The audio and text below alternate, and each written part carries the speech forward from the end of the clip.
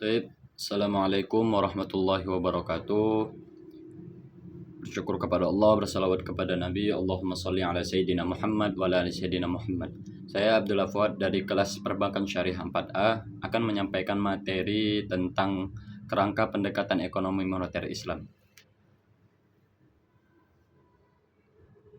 Pengertian kebijakan moneter dalam Islam adalah upaya pengendalian jumlah uang yang beredar dan kestabilan ekonomi dengan tetap mengacu pada prinsip-prinsip syariah. Tujuannya menciptakan keadilan, stabilitas harga, dan kesejahteraan umat dengan menjauhkan yang namanya praktek riba, gharar, dan maisir. Ada 6 pengertian kebijakan moneter dalam Islam. Yang pertama ialah kebijakan moneter tanpa bunga. Di dalam sistem Islam, bunga atau riba diharamkan, sangat diharamkan. Oleh karena itu, kebijakan moneter tidak menggunakan suku bunga sebagai alat kendali moneter, melainkan menggantikan dengan instrumen syariah seperti bagi hasil, zakat, dan larangan menimbun harta. Ini cuman pengertian kayak gini cuman ada di Islam ya, karena di konvensional itu mereka tidak mendukung yang namanya distribusi ziswaf itu.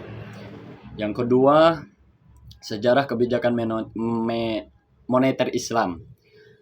Sejak pada zaman Rasulullah SAW, sistem moneter Islam sudah diterapkan secara praktis. Pada masa itu digunakan mata uang dinar dan dirham sebagai alat tukar yang stabil dan adil. Kebijakan juga dilakukan melalui pengaturan pasar, larangan riba, dan pengawasan distribusi harta. Dan ada juga nomor tiga, manajemen kebijakan moneter Islam. Manajemen kebijakan moneter Islam mencakup diantaranya pengawasan jumlah uang beredar agar tidak berlebihan,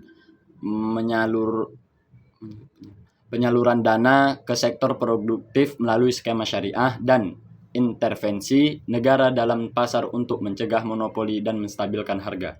Yang keempat, prinsip-prinsip kebijakan moneter Islam. Beberapa prinsip utama, yang pertama ialah larangan riba.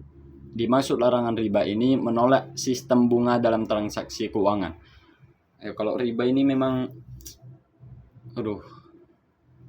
kacau lah memang. Karena riba ini akarnya kemiskinan lah bisa dibilang.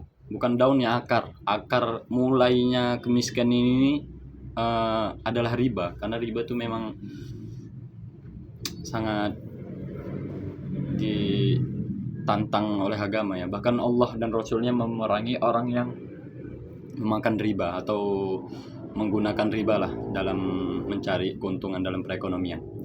Yang kedua, keadilan ekonomi. Maksud keadilan di sini distribusi kekayaan harus adil.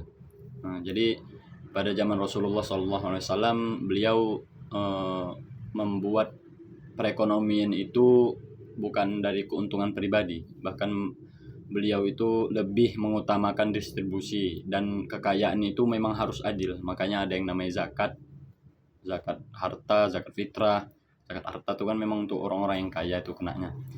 Dan yang ketiga ada juga yang namanya stabilitas harga. Maksudnya untuk mencegah inflasi dan deflasi ekstrim. Yang kelima, produktivitas. Maksudnya mendorong investasi dalam sektor real, bukan spekulatif. Dan ada juga pengertian yang kelima ialah sarana dan strategi kebijakan moneter Islam. Di antaranya stabilitas nilai mata uang, tingkat inflasi yang terkendali, distribusi kekayaan yang adil, dan pertumbuhan ekonomi berkelanjutan. Strateginya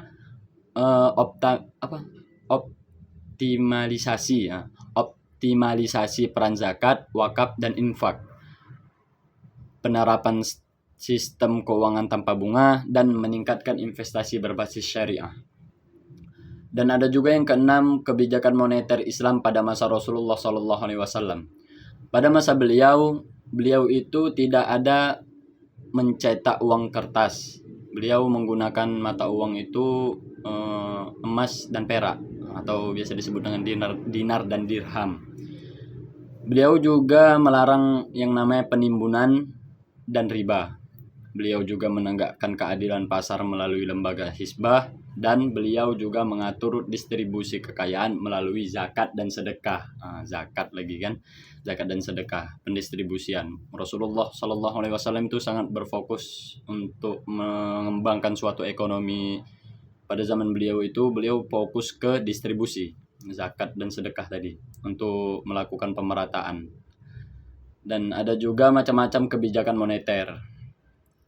Yang pertama itu kebijakan ekspansif, gunanya untuk menambah jumlah uang beredar melalui pembiayaan sektor produktif berbasis bagi hasil. Yang kedua kebijakan kontraktif, yang tadi ekspansif, yang kedua kontraktif. Gunanya untuk mengurangi jumlah uang beredar dengan mengendalikan inflasi melalui zakat, infak, dan larangan penimbunan. Yang selanjutnya fungsi dan tujuan kebijakan moneter dalam Islam.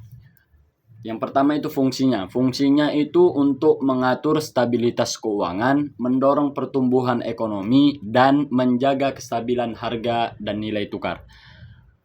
Dan tujuannya mewujudkan keadilan dan kesejahteraan masyarakat, mencegah krisis ekonomi yang disebabkan oleh sistem bunga dan spekulasi atau riba lagi. Dan ada juga instrumen kebijakan moneter dalam Islam. Di antaranya ialah instrumen zakat sebagai redistribusi kekayaan dan pengendalian likuiditas. Yang kedua itu suku atau obligasi syariah untuk pembiayaan negara tanpa riba. Yang ketiga pembiayaan syariah seperti mudharabah atau musyarakah. Yang keempat larangan riba lagi. Larangan riba dan riba ya. Larangan riba dan ikhtikar penimbunan untuk menjaga stabilitas dan keuangan keadilan ekonomi.